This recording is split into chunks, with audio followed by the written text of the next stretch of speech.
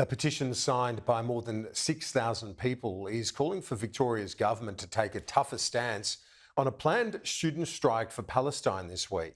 The letter, which has been received by the Premier and Education Minister, describes their response as confusing.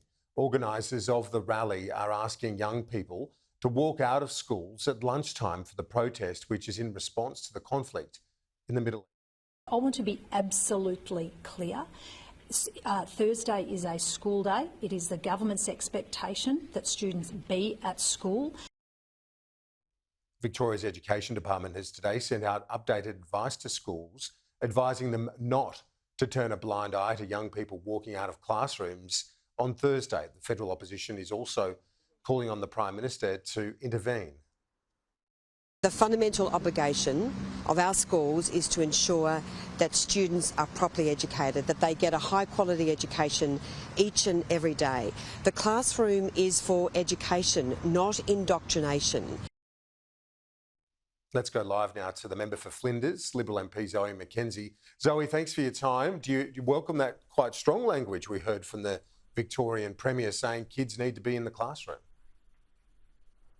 Kids absolutely need to be in the classroom, Kieran. This is a terrible politicisation of topics before young people who, frankly, are not of a mind to understand the issues at hand. I'd much rather they be in the classroom, and if they need be, talk to them about the history of Israel, talk to them about the history of the Palestinian people, talk to them about Israel's fight for existence and the propaganda that Hamas has been pushing into its Palestinian people for the last 20 years. So I'd much rather they actually turn it into a history lesson or a politics lesson, anything other than letting them go out to protest in relation to an issue they probably don't well understand. Closer to home, we saw the China naval incident. It was in international waters in the exclusive economic zone of Japan. The Prime Minister, when I spoke to him yesterday, was saying he's not going to divulge personal or private conversations with another world leader. These were on the sidelines of the APEC summit, but he said that they were left in no doubt, the Chinese authorities, as to Australia's view. Is it better to be more cautious when it comes to diplomacy? This isn't about diplomacy, Kieran. This is a serious incident that occurred to our Navy sailors in international waters in Japan's economic zone, as you stated. It happened on a Tuesday. The Prime Minister was with the President of China on Friday.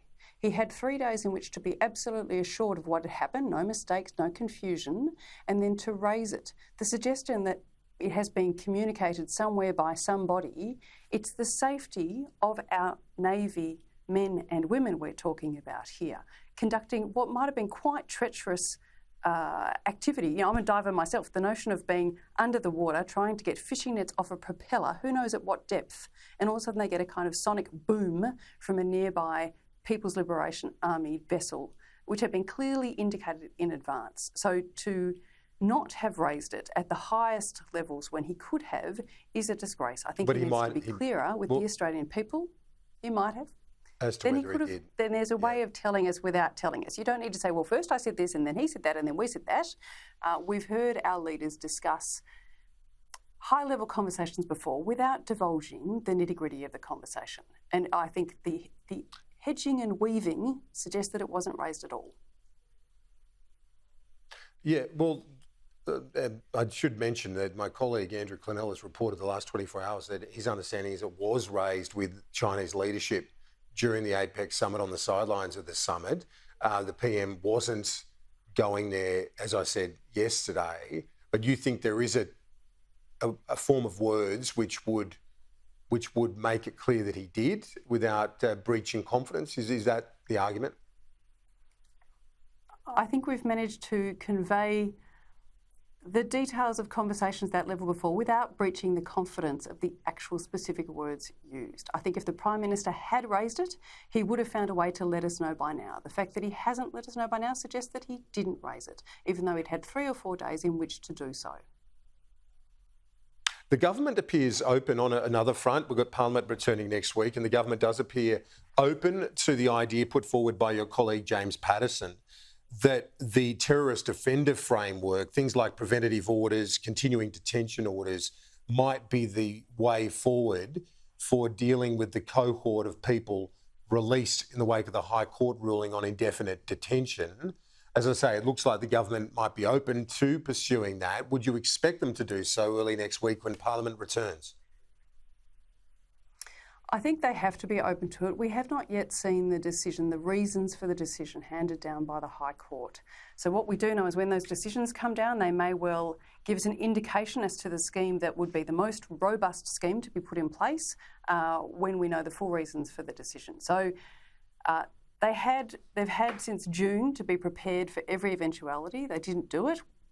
We got something to make sure people were going to be safe, as the 93 have been released to date, but another 247 are expected to be released in coming days or weeks or months. We don't know yet.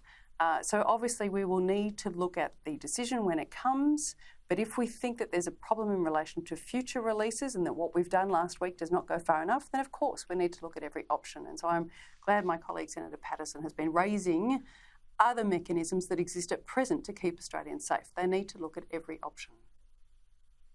Is it something that's been raised with you by constituents, this issue?